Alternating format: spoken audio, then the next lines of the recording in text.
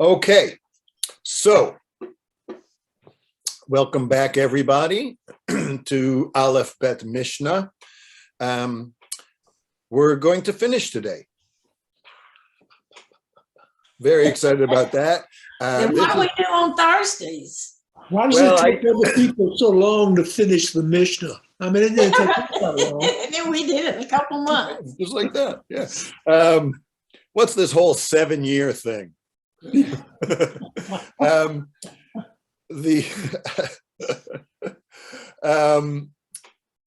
I've just so enjoyed studying together in this way. And what we're going to do on Thursdays, Mickey, I have a couple of ideas, one-off things, and then I'm going to turn it back to you. I inherited it from you, and I'm going to re-gift it back to you after holding it and guarding it for a little while. I've taught the Aleph-Bet Mishnah before, but every time I teach it, I learn a lot, and I've really learned a lot. It's been such an incredible group, and very insightful, and in Talmudics, it's a compliment to say that someone is challenging, right? So it's very challenging, to all of the ideas, my own and the Mishnahs and each other's, in the best of the tradition of trying to delve into text in order to learn the truth, or to get closer to. So today I want to study 3 Mishnayot, well, 4 really, but really particularly pay attention to 3, 2 of which will be our last 2 in the Aleph-Bet, one that begins with Shin and one that begins with Taf, the last 2 letters. And then we'll look at the very last Mishnah of the entire Mishnah. Okay, so that we can close out. We have already learned the very beginning Mishnah, Me'ematai Korina Tashma, and so we will set the other parentheses at the end.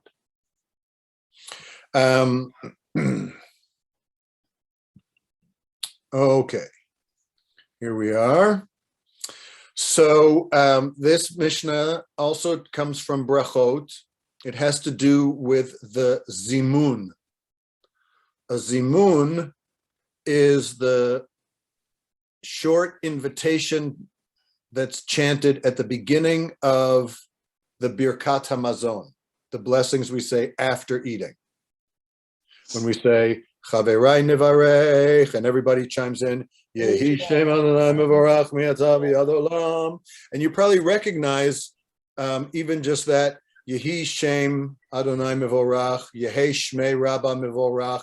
It's the same response line as the Kaddish. It's a foundational core quantum packet of liturgy. May God's name be praised. Yehi Shem Adonai Mevorach. And so when we say, Baruchu et Adonai, O ye assembled, praise God, you say, Baruch Adonai HaMevorach, right? It's a very simple act, but a very profound one, to declare God Baruch, blessed, deserving of blessing, worthy of submission and recognition. So the zimun is specifically to Birkat HaMazon at the end of meals. And because like so many things Jewishly, depending on how many people do it, the rules shift a little bit. And this is the foundation, this Mishnah is the foundation for saying this line when there are 3 people who eat together. It's kind of a even more minimum measure of community. Shlosha she'achlu ke'echad. 3 people eat together, eat as one. And before we jump into the details, I just want to be, sort of meta-philosophical for a second, that the core human social experience is to share food. It's what brought humans together in the first place, in our deepest, anthropological past, is to share resource. Companionship, compan means with bread. A companion is one with whom you break bread. So there's a pretty, we can eat alone, cold, huddled in a cave, or we can eat together. And Judaism holds eating together to bring with it a larger shared religious experience. Okay. Shlosha she'achlu ke'echad chayavin lezameh. The obligation to say this, Rabotai Nevarech, is only if you have 3 people. If only 2 people eat together, you don't have to do that. And then they're going to look at a whole variety of other variables that will either require or not require to say the zimun. If he ate food which has not been tithed, which, by the way, you're not supposed to do, right? That's a non-thing. You're not supposed to do that.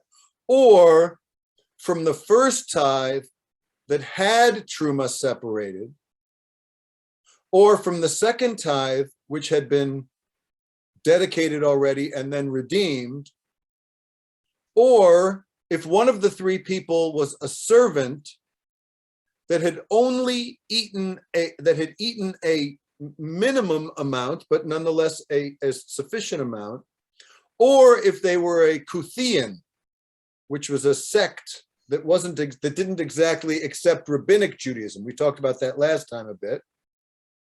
He must say zimun with them. Right? So all of these things that they list, they're all interesting in their own right, but kind of not really.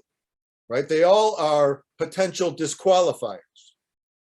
Like, well, what if one of them is not equally obligated to me, like if they're a servant? Right? An Eved Ivri is not as obligated to the mitzvot as a free, open person without indentured servant. So do they count for the zimun? You could see how you could say no, but maybe yes. Kutians don't accept part of the oral Torah. And the zimun is really from the rabbis. The requirement to say the zimun is a rabbinic obligation. So, but they're Jewish. Right? They converted. So they're not Jewish. So you could see how it could go either way. And you could see how the doubtfully tithed food, like Demai, had it been taken, had it not been taken, is it not? All of these are things which could be made to argue one way or the other. And yet in all of them, they come down to say, you have to say zimun. In other words, this obligation trumps all those other, I've heard it both ways. However, if you ate untithed produce, right, outright, or the first tithe that had not had truma separated, or the second which had not been sanctified, in other words, more prohibited to you, really off limit, or if that servant ate less than a minimum amount, like he just happened to be there and eat a tiny little bit, or one of them was an outright idol worshiper, like a non-Jew, one cannot say zimun with them. So there are some things which they can't go either way. You can't really argue an idol worshiper is obligated to Jewish practice and to rabbinic law. There's no wiggle room there. Where there is wiggle room here, they rule you must say the zimun. They rule inclusively. We could say stringently, but it's really more inclusively. Even if all of these gray area things exist, you still have to say the zimun. It's not hard, A, and B, it's important. But that doesn't mean you do it if you happen to be eating with, I don't know, your Christian neighbor, or if the food was really prohibited in some way, was really truma, exclusive for Kohanim, that you couldn't really eat. By the way, I think that's interesting. You ate the food, right? You actually ate it. The facts on the ground are, I ate. Now, but I ate food I wasn't supposed to eat, reserved for the Kohanim. It's a special kind of prohibited food. In other words, it belonged to the Kohanim, but generally, something I wasn't supposed to eat, do I say the invitation to praise God? Now, we could ask the same question about non-kosher food. Kind of a different case, but I'm going to include them together because I can. Do you say Birkat HaMazon? Do you say grace after the meal if you ate non-kosher food? And to make it a little more subtle, like, let's say, all right, I ate, it's not non-kosher food, but I ate non-hechtured food. I ate falafel at Macario's. I ate pizza somewhere, right? I did whatever I did, but it's not like I ate shrimp. But then I'm also going to say, okay, that's one scenario. The other scenario is, I went to New Orleans and I ate all the New Orleans foods. Do I say Birkat HaMazon on those? Now, well, what do you think? I think it's a good question. God did provide all Right. those things. Right. What are you saying when you say Birkat HaMazon? Thanks to God for the food. Right. You're saying thanks for food. And why thanks for food? Because without it, we would have no sustenance. Right, we're thanking God for sustenance and for the goodness of the earth. Remember, they didn't have grocery stores. They depended on farmers and harvests and were more in touch with things and only ate, when they ate. They didn't have potato chips and snacks. That's terrible. I know, it really is. No potato chips. Well, they did. They had fried foods. They knew about frying potatoes. But my point is they ate a little differently than we eat. But nonetheless, we eat for sustenance. You have to eat. All that lives must eat. And if you eat, you have to give thanks. Achalta v'savata uverachta. If you eat and you are nourished, then you give thanks. So it doesn't say achalta kasher, if you eat kosher and you were satisfied.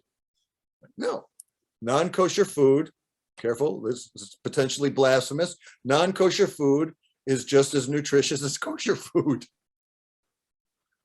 So you could easily argue that you have to bless that food. But what if it's really prohibited? There are foods which you're not supposed to eat. I don't mean like gray line area, like I had chicken, but it wasn't kosher chicken. Like I'll even include that in gray area, even though if you asked me outside of it, I wouldn't include it in a gray area. I would say kosher style is not kosher. That's what kosher style means, right? So, but no, I'm thinking more broad. But there's some things which are never kosher, right? You can have kosher chicken, non-kosher chicken, but you can't have kosher oysters, right? That's never kosher. So do you praise God? Just don't have any bread with it. Well, that's interesting, right? Like, of course, you don't have to do the whole Birkat Hamazon if you don't have bread. But you'd still have to do a bracha. You'd still have to say bracha achrona, what they call bracha achrona, the prayer at the end. And if it was with 3, you'd have to say a short zimun. In some ways, they're going to let you off the hook because the practical halachic answer is, if you're a serious Jew who eats treif, then yes, you have to say Birkat Hamazon after you eat treif, right? Like, I don't know a lot of people who do that, right? Like most people who say Birkat Hamazon, it's sort of a self-selecting group. If you say Birkat Hamazon, you're probably a person who keeps kosher. But maybe, I'm sure there are people who are, who don't keep kosher, but nonetheless bench after meals. And that's really what you should do. Right? If someone said, look, I'm never going to keep kosher, I'm eating treif, but should I bench after meals? I would say, yes, of course. Should you say zimun? See, they're going to let you off a little easy because that's rabbinic. Blessing after eating is deoraita. If that's Torahitic, that comes straight out of Deuteronomy. That verse I quoted, Achalta savata verachta et Adonai Elohecha al aretz asher natan lecha, is straight out of Deuteronomy. God tells you directly, if you eat and you're satisfied, you have to give bracha. But only the rabbis say you have to invite each other. Do it as a social invitation to each other to respond, amen, to respond as a group, baruch hu. And that's rabbinic. That's d'Rabbanan. Yeah, Mickey. Rabbi, is everyone who is not Jewish considered an idol worshiper? Excellent question, Mickey. The short answer is no. Now a slightly longer answer. When the rabbis say akum or ovdei kochavim, people who worship the stars, right? That's what they mean. Ovdei kochavim umazalot, people who worship stars and constellations. They mean like Greeks, right, who worshipped Zeus, right? Things that were referenced in the constellations and the heavens. And then there is idol worship, right? People who worship etz va'even, wood and stone, right? Sculptures, things like that. Both of those, of course, are prohibited. Practically, they had a different Gentile landscape than we had. I don't know anybody who worships Zeus. Right? I don't know any Greek god worshiping people. I do know people who are Hindu. They have multiple gods.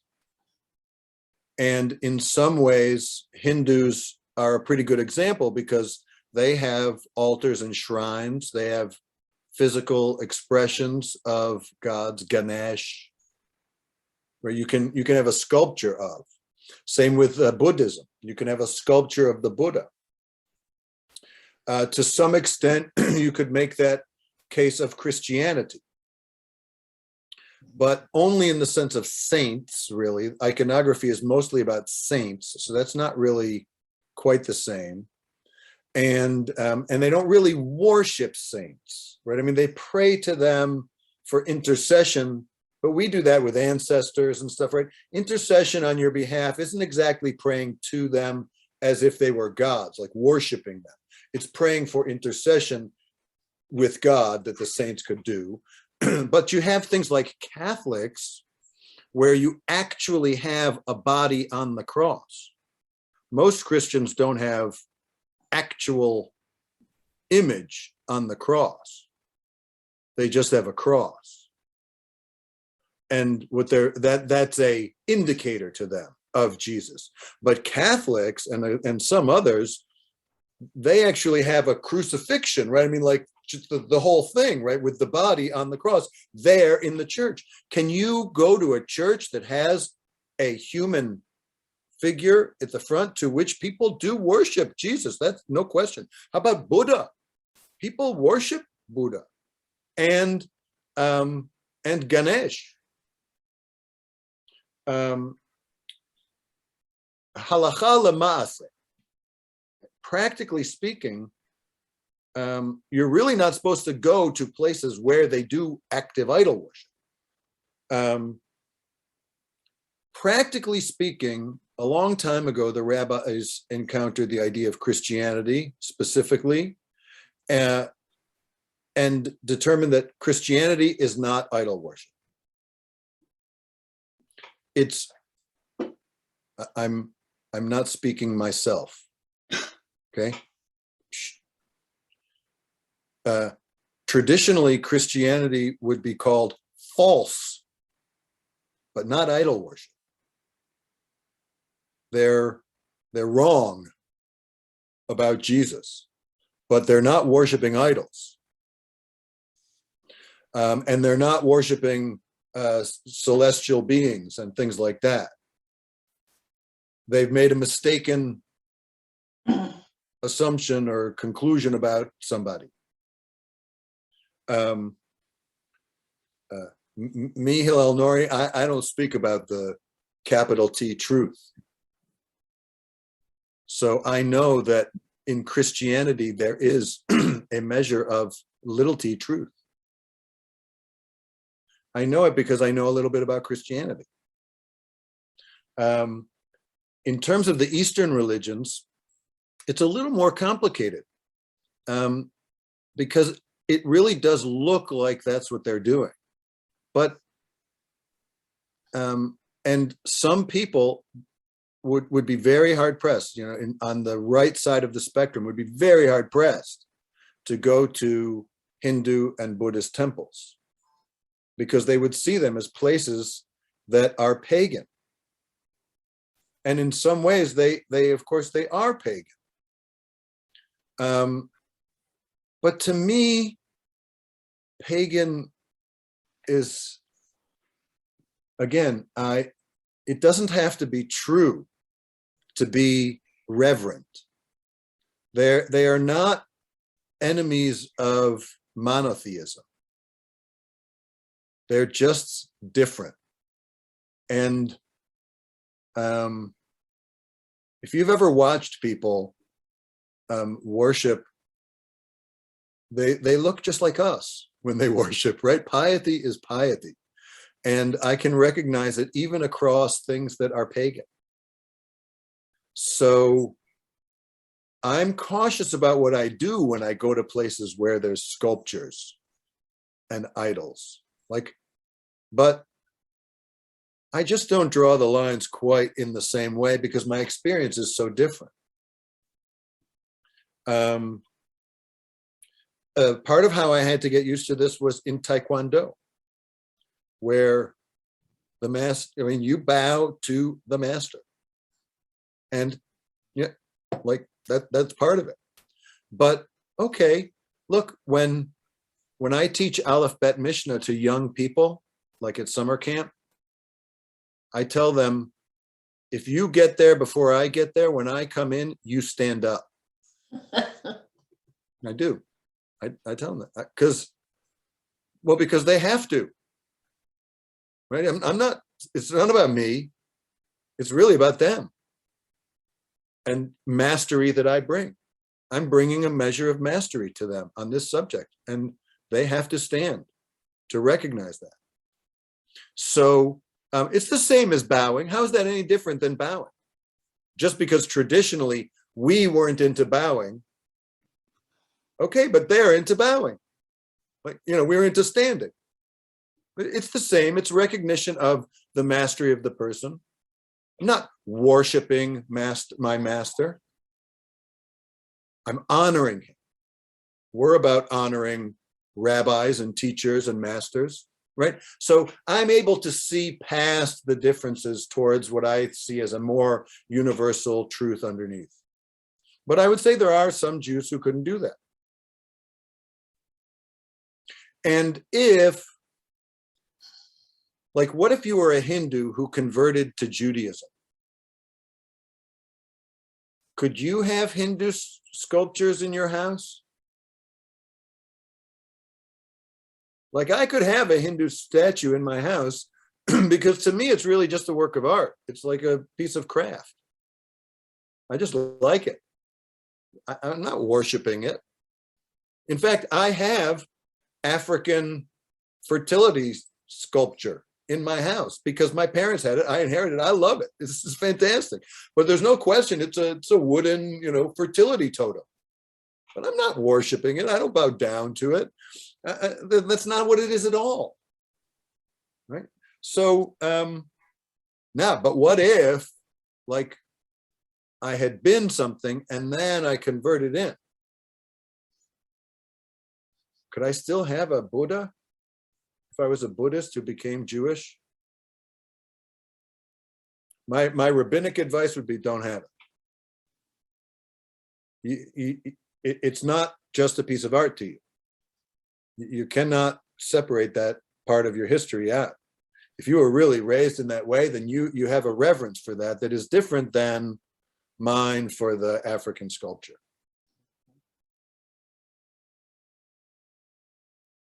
And you don't consider the fact that they might have changed their attitude as they converted? Or do you just think it's too great a temptation to always think of it the same way? I don't know. I see it sort of as make a fence. And to some extent, this may be totally unfair, but I think it's also true that when you immigrate into, there is an added measure of responsibility because of what you weren't born into. The same is true for, if you become a naturalized citizen, you got to know stuff that I don't need to know. I don't have to pass that test, right? Because I grew up here. And that does make sense to me. It's not mean-spirited. It actually allows you to feel like, hey, the native couldn't pass it, but I did, right? It does earn you regard in the new land, that kind of thing. So I think in some ways there is a measure of sacrifice that comes with change, and you do have to let go and set aside old ways. Yeah. Can you keep that crucifix from your baptism?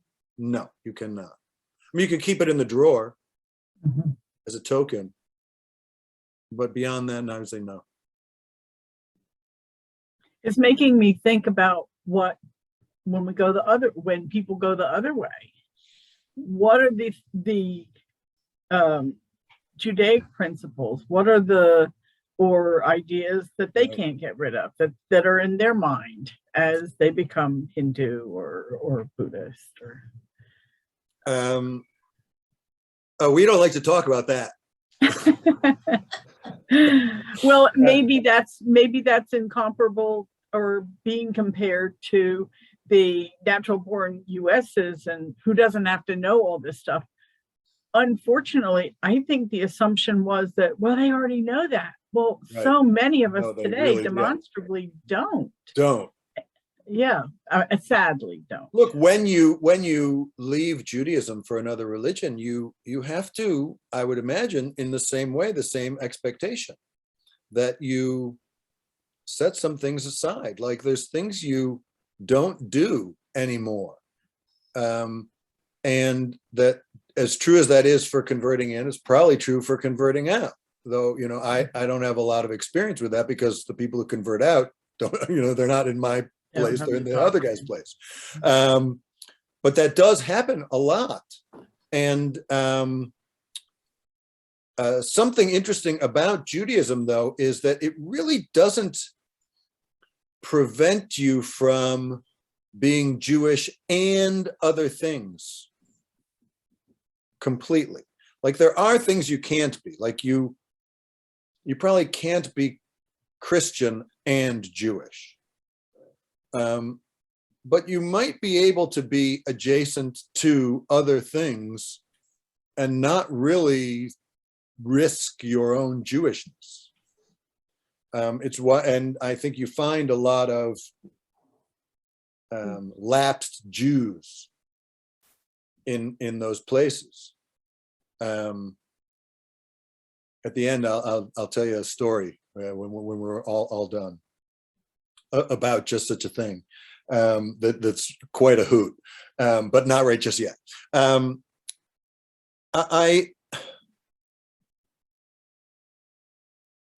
The other thing is that in Judaism, there is a notion that you can't really convert out of Judaism.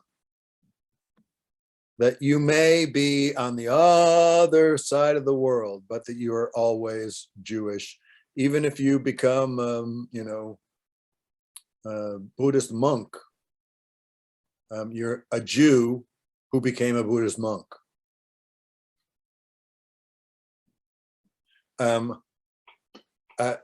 So long as you do not really reject the Jewishness, I think there's a sense that you really are still Jewish.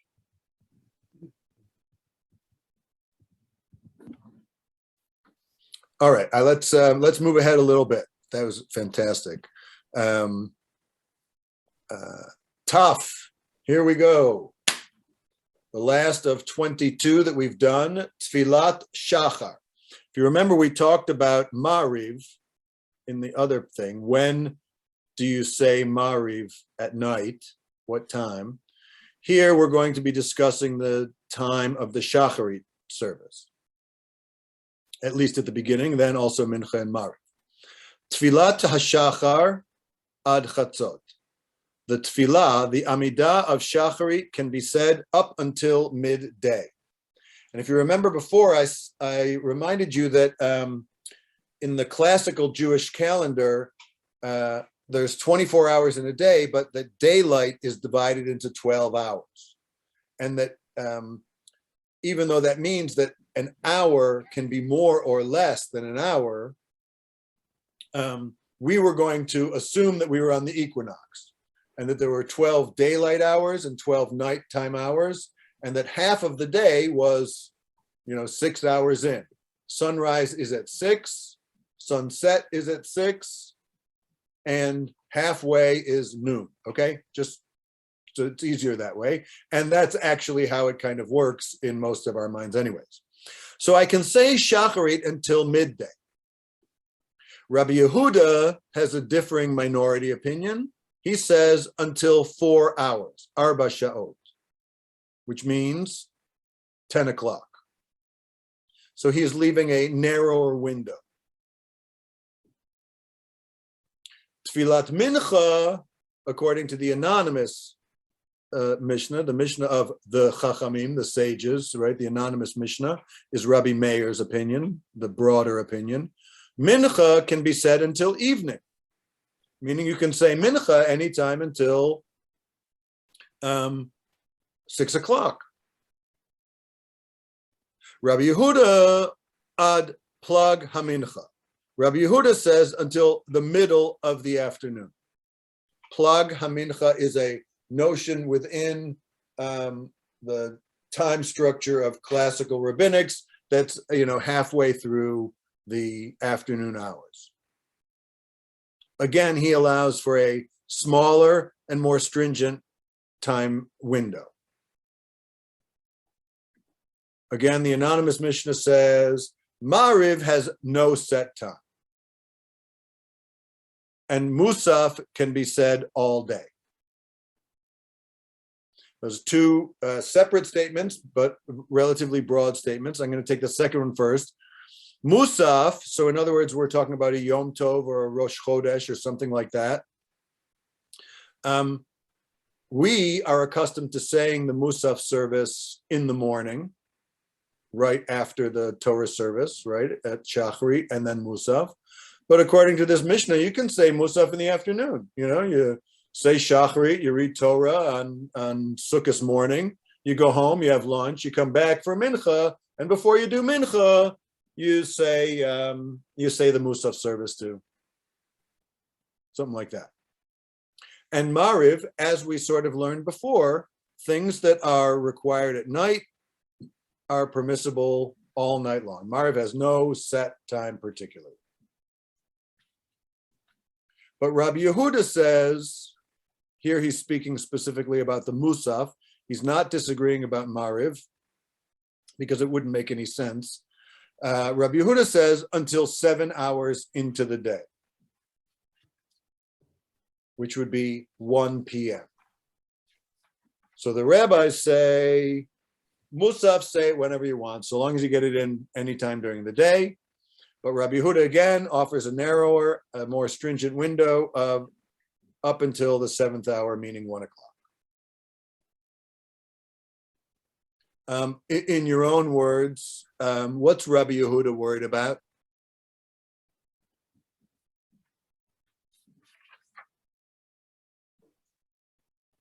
Why require that you say the tefillah earlier and give a narrower window?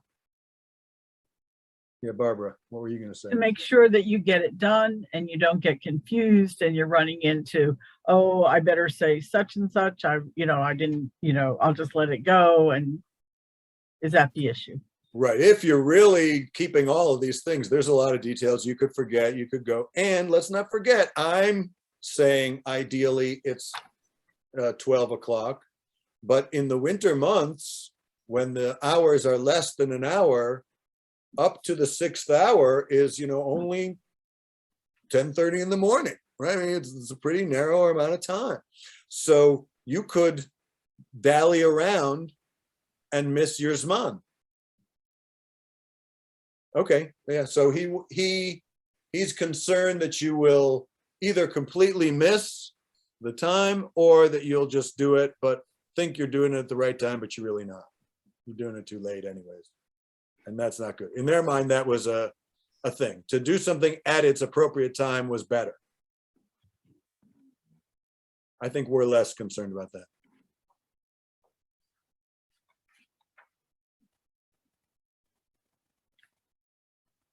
We're not totally yeah. less concerned about that because we always have this issue of, okay, when are we going to change the time for when we're going to start? Right. And there have been arguments about it, and some rabbis just give up and go with what the flow is for the standard practice. This has been a lively conversation in many of the rabbinic circles I'm in right now because of the whole daylight savings time question. This has very serious ramifications, actually, if you take it seriously. If it's full-time daylight savings time, for a lot of the year, Shabbos is going to end late. I mean, super late. And it's going to be dark when most people run Shacharit services. You're going to start Seder, not at 8:30 on the second night, but at 12:30. It's going to be ridiculous. There are going to be certain times where it's going to be really, really late or dark when you're supposed to be doing what you want to be doing. Yeah, it's going to be, kind of problematic. And people were sort of asking, does anybody really care about Zmanim anymore, right? I mean, if we say services are at 6 o'clock all year round, are there balabatim, members of our synagogue, who are really concerned about saying the mincha at the wrong, Mariv at the wrong time? And as you might imagine, there was a tsunami of various different experiences and things like that. And I think, I don't know, I wouldn't even know how to go about answering that question for Bethel. And if the answer is yes, there are people who care about it, then my next question is how many? More than 20? Definitely not. Probably not more than 5. But my response in one of those threads and conversations was to say, when we accepted the late Friday night service, we lost the war. Most people do not structure their life around Jewish time. And in some ways, we are to blame for that. It's a very large cultural battle, but we've essentially ceded it. We said, oh, you want to go home on Friday, eat dinner with your family and do what you want to do, and then come back for a real quick service, meaning disturb my dinner and the traditional Jewish practice of coming, leaving work early, going to shul and coming home for dinner, and then staying home for dinner, or skipping shul altogether and just davening at home before you eat. That's the traditional way. But for a whole generation, we accepted 8 o'clock services on Friday night. I hated that. I didn't accept it. In both of my long-term shuls, I was like, we're not going to have the late service. You cannot have a popular service that depends upon interrupting the Jewish life of the rabbi. That's ridiculous. But by the way, there was always pressure to do it. People understood what I said, and they didn't dislike it per se, but there was always pressure to have the late, because more people will come. I said, that's the problem, is more people will come. That's exactly why we shouldn't do it. Yeah, Mickey. Did that come about as a result of Reform Judaism? To some extent, yes. Mm-hmm. And to some extent, I think it came about from suburban culture, where people lived, like, it used to be that nobody lived that far from the synagogue. So now, you live 35 minutes from Not Suzanne and Howard. Right. And so there's no way you could, go and come back, right? And dinner and the kids, and then it's eating dinner too late. And by the way, I think along with suburban culture went kind of a regularization of children's schedules that's also anathema to traditional Judaism. Children are not supposed to eat dinner at the same time every Friday night in a traditional Jewish life. What are you talking about? Nonsense, right? I mean, that's crazy. That doesn't fit a traditional Jewish life cycle. The routinization and suburbanization of our time frame. And, maybe I'm fighting, a giant with a club, and I'm over here, with my little toothpick, that could be, I could lose this cultural battle. You could argue I've already lost it. And that's cool. And the truth is, in my own current life, I'm much less concerned about this manim. I just don't. But I think we have lost something with ceding the most fundamental human experience, namely like the structuring of our time, to an essentially secular life. That's part of why we live more secularly than we used to, is because we've accepted the secular calendar. Look, we had to accept it. And I'm not saying we shouldn't accept it completely, but we accepted it more deeply than we had to. That's what I really mean. All right, one last Mishnah.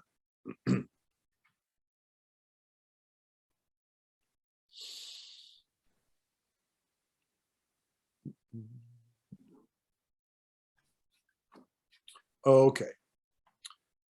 This is from, that's funny, I know Dr. Joshua Culp. He's a conservative rabbi he's the Rosh Yeshiva at the conservative yeshiva in Jerusalem. He's a brilliant rabbi.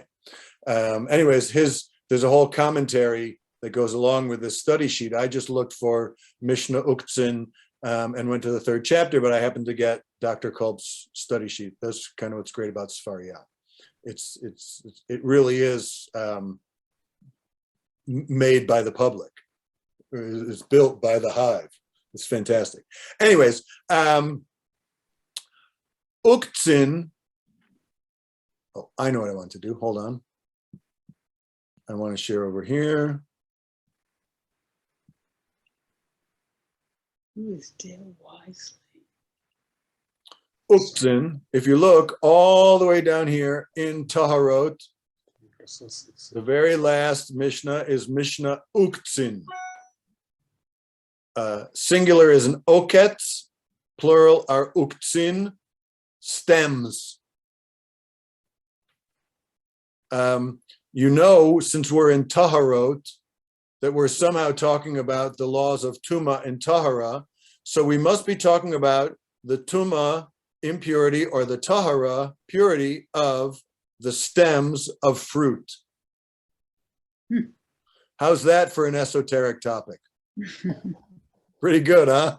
In fact, it would be pretty darn hard to come up with a more esoteric topic than the ritual purity or impurity of the stems of fruit.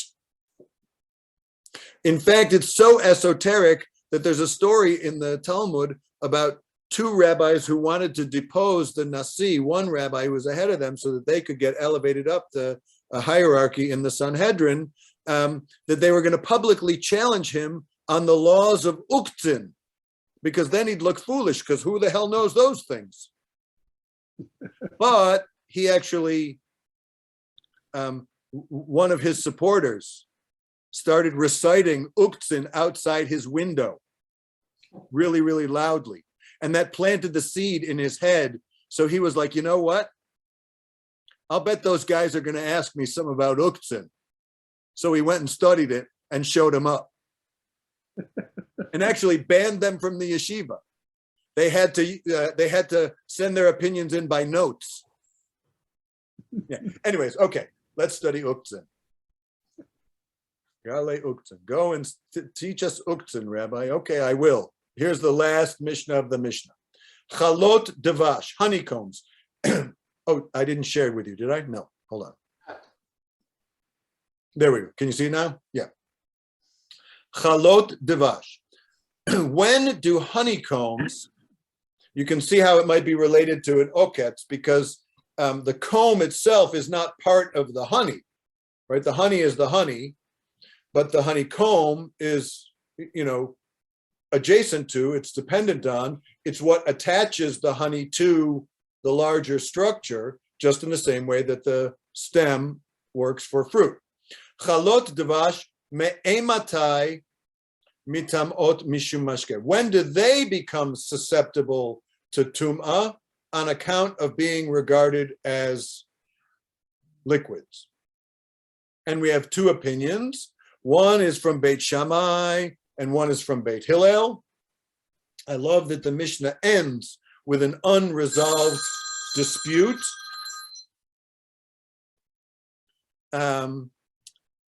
Between Beit Shammai and Beit Hillel.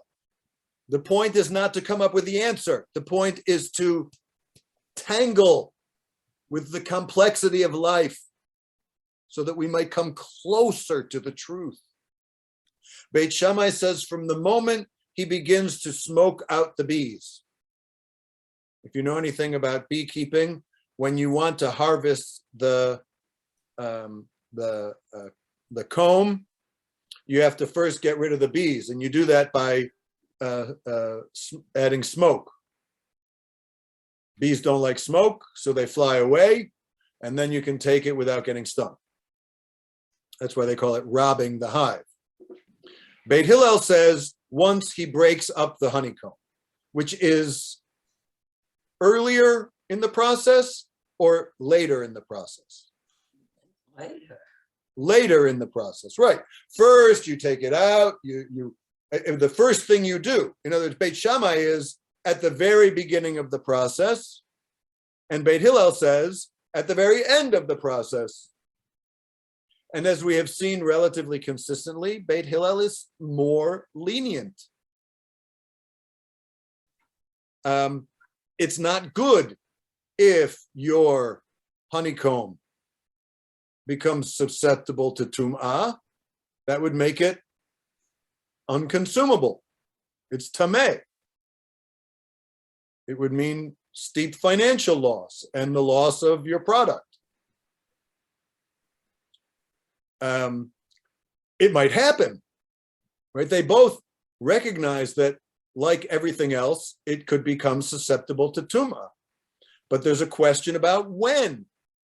And Beit Hillel allows for a much smaller opportunity for it to become tameh, which is a much more lenient point of view. And then the Mishnah adds the following teaching, which has nothing to do with any of the topics of Uktzin or any of the other topics. It's simply a teaching in the name of Rabbi Yehoshua ben Levi about the great blessings of being Jewish and of studying Jewish texts and of being learned in the Torah. Amar Rabbi Yehoshua ben Levi, in the future, in the world to come, the Kadosh Baruch Hu will give each of us as an inheritance, each and every righteous person, 310 worlds. You and I and all the righteous people we know will inherit multiple universes. A countless measure of goodness awaits each and every one of us. 310, which is a very specific amount, right? That's what's odd about this.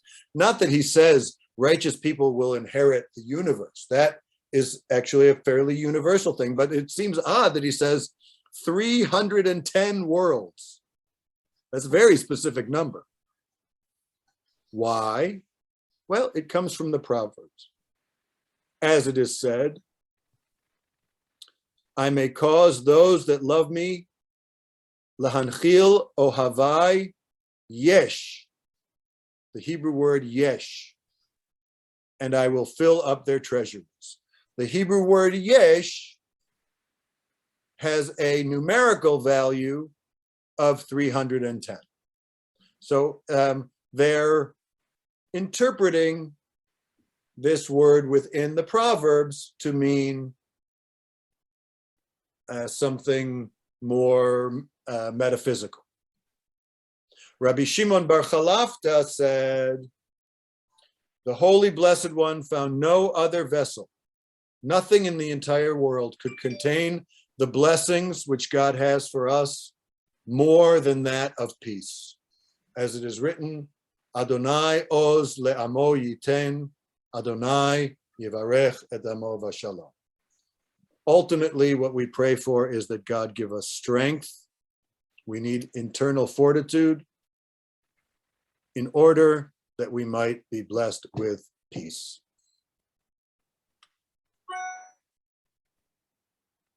And then I would just conclude with the Shehecheyanu, Baruch Ata Adonai Eloheinu Melech HaOlam, Shehecheyanu v'kiyamanu v'higiyanu lazman hazeh. Praised are you, Adonai, who has blessed us to study Mishnah together, to tangle with its ideas, to expand our consciousness in a deeply Jewish way, to become scholars of the Mishnah, to hopefully have a taste for more Mishnah study and more review and more study, so that ultimately we have been blessed with a peace and your great blessing.